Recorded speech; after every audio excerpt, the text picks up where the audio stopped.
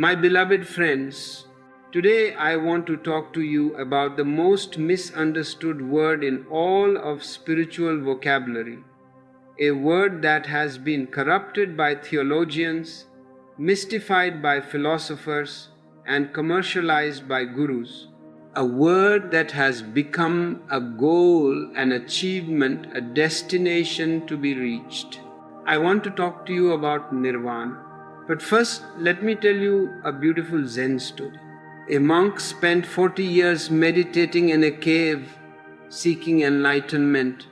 Every day he sat, every day he practiced, every day he hoped that today would be the day of his enlightenment. 40 years passed this way. One day, tired and old, he came down from the mountain. As he was walking through the village, he saw a butcher cutting meat in his shop. The butcher was singing a song, completely absorbed in his work, totally one with the cutting, the knife moving through the meat like a dance. And watching this butcher, the monk became enlightened. Do you see the absurdity? Do you see the cosmic joke? 40 years of seeking, and enlightenment came when he stopped seeking and simply watched a butcher cutting meat. This is the first thing you must understand about nirvana. It cannot be achieved because you already have it. It cannot be reached because you have never left it. It cannot be attained because it is your very nature. The problem is not that you don't have nirvana. The problem is that you are looking for it. Listen carefully to this paradox, because your whole spiritual journey depends on understanding it. Nirvana is not something you achieve in the future. Nirvana is something you discover has always been here, now, in this very moment. You are like a man searching for his glasses while wearing them on his nose. You are like a fish searching for the ocean while swimming in it. You are like a bird asking, "Where is the sky?" while flying through it. Nirvana is not somewhere else. Nirvana is here, but you cannot see it because you are too busy looking for it. Now you will ask me, then Osho, if we already have nirvana, why don't we experience it? Why do we suffer? Why do we feel pain, anxiety, misery? Good question. And the answer is simple, but not easy. You don't experience nirvana because you are too occupied. Your consciousness is completely engaged in 1,001 things. You are identified with your thoughts, with your emotions, with your body, with your desires, with your past, with your future. You are everywhere except where nirvana is, which is here, now, in this present moment. Imagine a mirror covered with dust, dirt, old paintings, layers and layers of accumulated garbage. The mirror is still there underneath, perfect and pure. But you cannot see your reflection in it because it is covered. The mirror has not lost its nature of reflecting, it has only become covered. Your consciousness is that mirror. Nirvana is your capacity to reflect, to be aware, to simply be. But it is covered with thoughts, emotions, desires, fears, hopes, memories, imaginations. The path to nirvana is not about adding something to yourself. It is about removing everything that you have added. It is not about becoming something. It is about discovering what you already are when all becoming stops. This is what Buddha discovered under the Bodhi tree. Not something new, not something that came from outside, but something that had always been there, just waiting to be noticed. Let me tell you what nirvana is not, because that will help you understand what it is. Nirvana is not a place. It is not heaven. It is not paradise. It is not some golden realm where you go after death.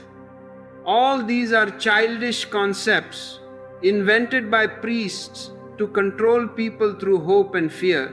Nirvana is not a state of eternal happiness. People think, when I become enlightened, I will be happy forever. This is nonsense. Nirvana is beyond happiness and unhappiness. It is beyond all dualities. Happiness comes and goes like waves on the ocean. Nirvana is the ocean itself, which is neither disturbed by the waves nor dependent on them. Nirvana is not the end of desires, as some teachers tell you. They say, kill all desires and you will achieve nirvana. But this is creating another desire, the desire for desirelessness. You are still in the same trap, just with a more spiritual label. Nirvana is not unconsciousness or sleep or some kind of trance state. Some people meditate and fall into a kind of dull, sleepy state, and they think, this must be meditation, this must be enlightenment. But this is just stupidity, not enlightenment. A stone is also very silent, very still, but a stone is not enlightened. So what is nirvana? Let me approach it from a different angle. You see, ordinary human consciousness is like a room with thousands of mirrors, and in the center of the room is a candle, your awareness. But the candle is so small, so dim, and the mirrors are reflecting the reflections of reflections, creating such confusion that you cannot find the original flame. You think you are your thoughts, but thoughts are just reflections. You think you are your emotions, but emotions are just reflections. You think you are your body, but the body is just a reflection. You think you are your personality, your name, your history, your story, but all of these are just reflections. Nirvana is when you suddenly recognize that you are not any of these reflections. You are the original flame. You are the witness of all these reflections. You are pure consciousness, pure awareness, pure being. In nirvana, the subject and object disappear. There is no longer someone who is aware and something that is being aware of. There is only awareness itself, without any center, without any circumference, without any division. Let me read to you what Buddha said after his enlightenment. He said one thing only: I have not attained anything. I have simply realized what I have always been. This is the key. Nirvana is not attainment, it is recognition. It is not becoming, it is being. It is not achieving, it is relaxing into what has always been there. Now, the question arises, if nirvana is already here, if it is our nature, then how do we realize it? What is the path? And here is where I will tell you something that may shock you. There is no path to nirvana, because any path implies a journey from here to there, from now to then, from ignorance to enlightenment. But nirvana is not there, it is here. It is not then, it is now. The very idea of a path is the obstacle, but I understand your difficulty. You cannot simply jump from ignorance to enlightenment. The gap seems too big. Your mind wants steps, methods, techniques, a map to follow. So I will give you what I call the pathless path. Not because it will take you to nirvana, but because it will remove the obstacles that prevent you from seeing that you are already there. The pathless path has 3 stages. But remember, these are not really stages in time. They are only ways of talking about a single revolution of consciousness. I call these 3 stages consciousness, witnessing, and awareness. Right now, most of you live in unconscious activity. You eat unconsciously, you walk unconsciously, you talk unconsciously, you even love unconsciously. You are like machines, programmed by society, by parents, by education, running on automatic. The first step is to bring consciousness into your ordinary activities. When you eat stage, which I call witnessing, in witnessing, you are no longer just doing things consciously. You are watching yourself doing things consciously. You become the watcher, the observer, the witness. You stand back from your thoughts and you watch them pass like clouds in the sky. You stand back from your emotions and you watch them rise and fall like waves in the ocean. You stand back from your body and you watch it move and act. This witnessing is a tremendous revolution. For the first time, you begin to experience that you are not your thoughts, not your emotions, not your body. You are something beyond all of these. You are the consciousness that is aware of all of these. Many people stop at this stage. They enjoy being the witness. They feel a sense of superiority, of detachment, of spiritual attainment. I am the witness, they say proudly. But this is still not the final flowering, because in witnessing there is still a subtle duality. There is still the witness and the witnessed. There is still someone who is watching and something that is being watched. The ego has become more refined, more spiritual, but it is still there. The third stage is when even this witnessing dissolves. This is what I call awareness, or what Buddha calls nirvana, or what Zen masters call satori, or what Sufis call fana, the annihilation of the self. In awareness, there is no longer a witness and the witnessed. There is only witnessing. There is no longer someone who is aware and something that is being aware of. There is only awareness. The circumference remains, but the center disappears. This is very difficult to explain in words because language itself is based on duality. Language needs a subject and an object, but in nirvana, this duality dissolves. You cannot say, I am aware, because there is no I. You cannot say, I am witnessing, because there is no I. You can only say there is awareness, or better still, you fall silent, because even this is saying too much. Let me give you an analogy. Imagine you are watching a movie in a theater. At first, you are completely identified with the movie. You forget you are sitting in a theater. You forget yourself. You laugh when the hero laughs. You cry when the heroine cries. This is unconscious activity. Then something happens. Perhaps the projector makes a noise or someone coughs. Suddenly you remember, oh, I am watching a movie. You become conscious. You are still in the movie, but now you know it is a movie. This is consciousness. As you continue watching, you start to become more interested in watching yourself, watching the movie. You notice your own reactions, your own emotions, your own thoughts about the movie. You have become the witness. This is witnessing. Finally, something even deeper happens. The distinction between you and the movie disappears. The distinction between the watcher and the watched disappears. There is only watching. There is only awareness. You are no longer in the theater. You are no longer separate from the screen. There is just pure experiencing without any experiencer. This is awareness. This is nirvana. Now, how does one reach this state? And here I must be very clear with you, you cannot reach it by effort. All effort is of the ego, and as long as there is ego, there is no nirvana. You cannot reach it by practice, because practice implies someone practicing to become something.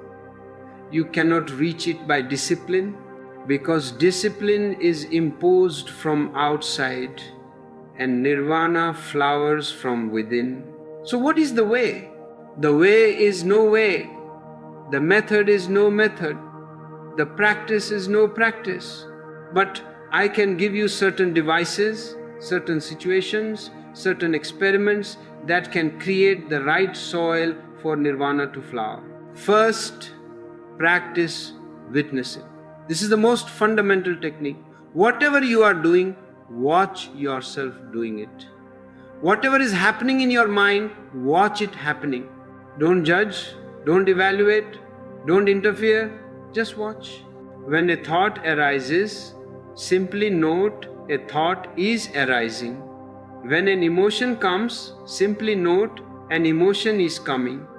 When desire grips you, simply note desire is there. Don't try to change anything, don't try to improve anything, don't try to become better, just watch.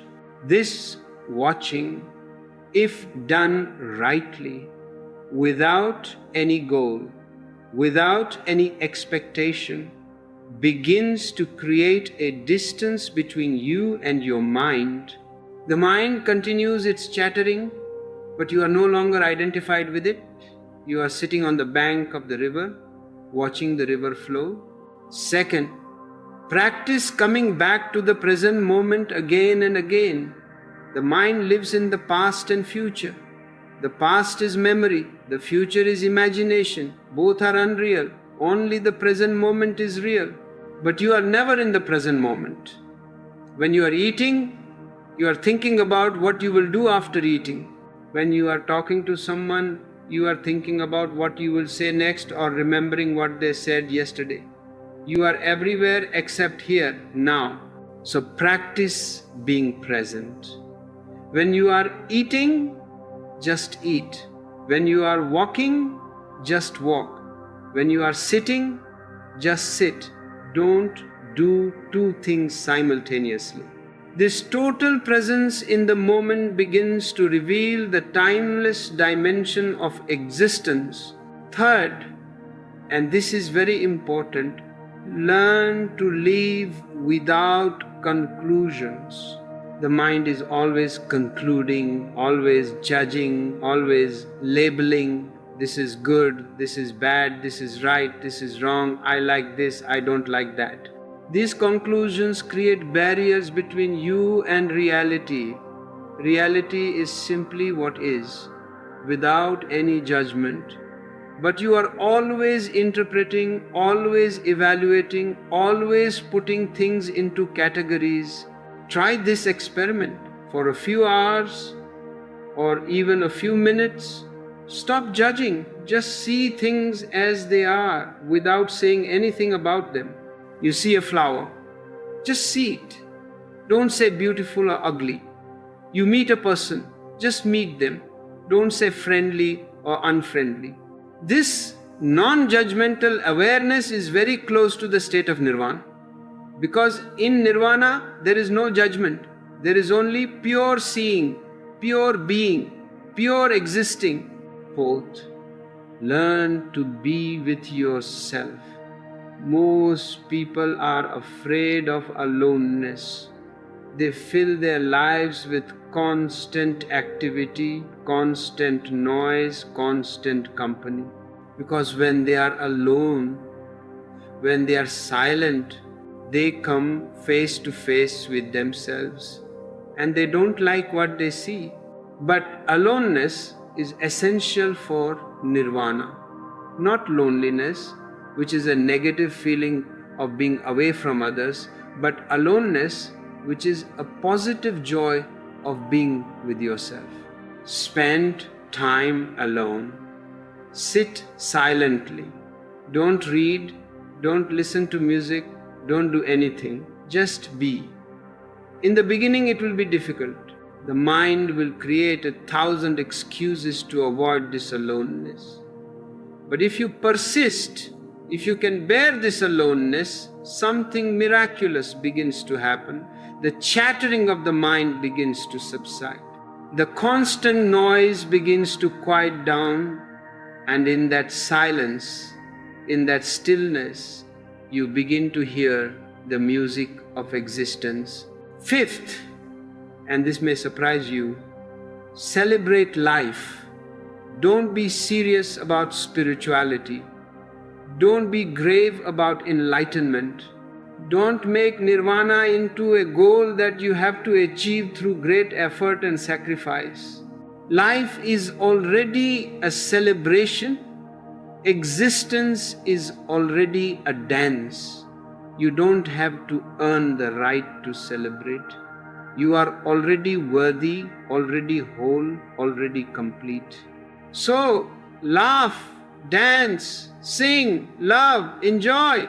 Don't postpone your joy for some future enlightenment. Be happy now, not because you have achieved something, but simply because you are alive, because you are breathing, because you exist. This celebration itself becomes meditation. This joy itself becomes prayer. This gratitude itself opens the door to nirvana. Now let me tell you something that very few spiritual teachers will tell you, because it goes against the whole business of spirituality. Nirvana cannot be practiced. Nirvana cannot be achieved. Nirvana cannot be earned. All practice, all effort, all achievement is still of the ego. And as long as there is ego, there is suffering. As long as there is someone trying to become enlightened, enlightenment is impossible. So what is the secret? The secret is relaxation, total relaxation. Not the relaxation of the body, but the relaxation of the very effort to become something. Relax into what you are. Stop trying to improve yourself. Stop trying to become enlightened. Stop trying to reach nirvana. Just be. This is the most difficult thing for the human ego to accept. The ego wants to do something, to achieve something, to become something. But nirvana happens only when the ego gives up, when the doer disappears, when all effort ceases. It is like going to sleep. You cannot try to go to sleep because the very effort keeps you awake. You can only create the conditions for sleep, and then you let go and sleep happens. You don't do it, it happens to you. Nirvana is exactly like that. You create the conditions through witnessing, through presence, through aloneness, through celebration, and then you let go. You stop trying. You relax into your being. And nirvana happens. It is not your achievement. It is grace. It is a gift from existence. It is existence recognizing itself in you. I must tell you one more thing. There is a great difference between what Buddha calls nirvana and what he calls mahaparinirvana. Nirvana is the first enlightenment. It is when you realize your true nature while still in the body. The mind becomes silent, the ego dissolves, and you experience yourself as pure consciousness, pure awareness. There is tremendous peace, tremendous bliss, tremendous silence. But there is still a subtle experiencing going on.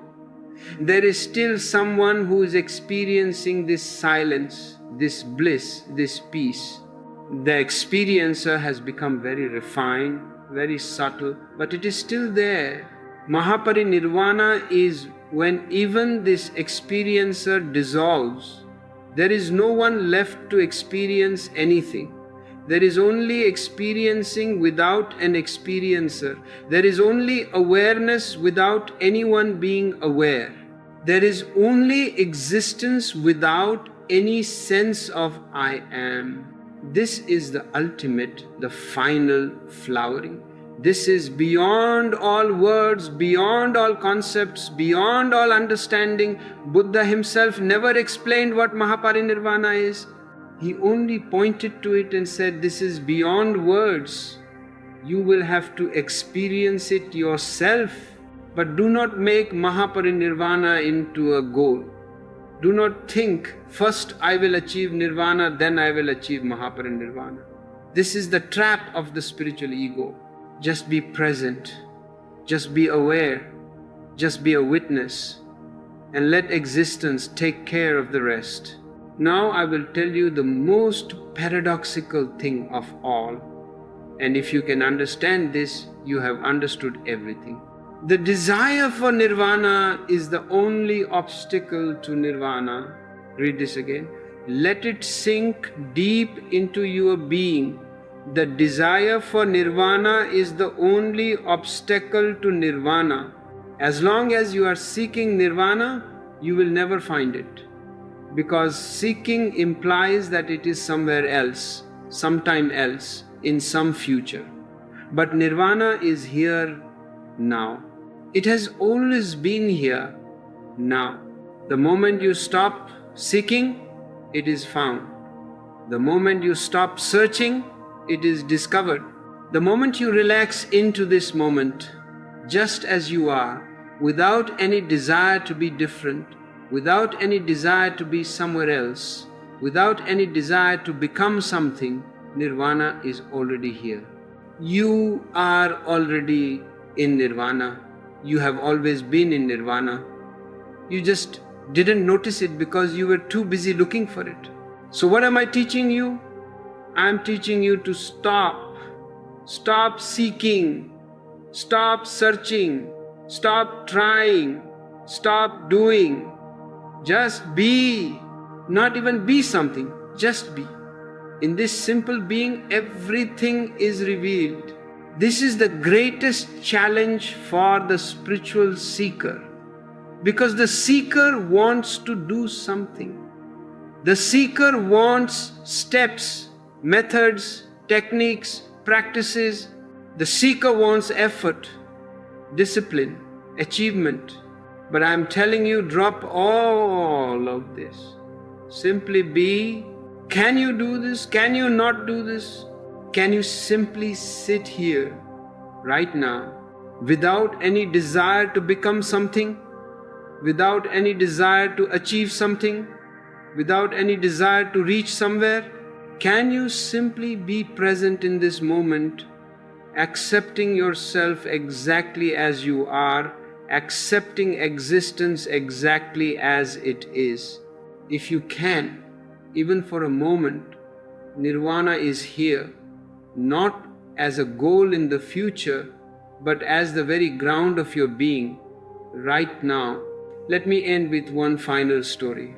A seeker came to a Zen master and asked, "Master, what is nirvana?" The master picked up his cup of tea, took a sip, and said, "This." "This?" asked the confused seeker. "What do you mean, this?" The master took another sip and said, "Delicious." The seeker was baffled. He had traveled thousands of miles, spent years searching, and all the master could say was, "This" and "delicious." But something in the master's simple presence, his total being in that moment of drinking tea, transmitted the truth. The seeker understood without understanding. He realized without realizing. He achieved without achieving. And in that moment, drinking his own cup of tea, he became enlightened. My friends, nirvana is this simple. It is so simple that you miss it. You are looking for something complex, something extraordinary, something special.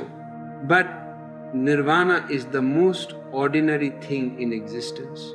It is just being present, just being aware, just being. When you eat, really eat. When you walk, really walk. When you love, really love. When you sit, really sit. Don't be somewhere else. Don't be thinking about the past or future. Just be here, now, totally. This total presence is nirvana. This complete awareness is enlightenment. This simple being is what you have been searching for all your life. You don't have to go anywhere. You don't have to become anyone. You don't have to achieve anything. You just have to wake up to what you already are. And the moment you wake up, you will laugh at the cosmic joke. You will laugh at all the years you spent searching for something you already had. You will laugh at all the effort you made to achieve something you already were. And in that laughter, in that understanding, in that recognition, you are free. free from all seeking, free from all desire, free from all becoming, free to simply be. This freedom is nirvana. This joy is nirvana. This simplicity is nirvana. It has always been here. You just forgot to notice. My work is simply to remind you, not to give you nirvana, because I cannot give you what you already have, but to remind you, to wake you up, to help you recognize what has always been your nature.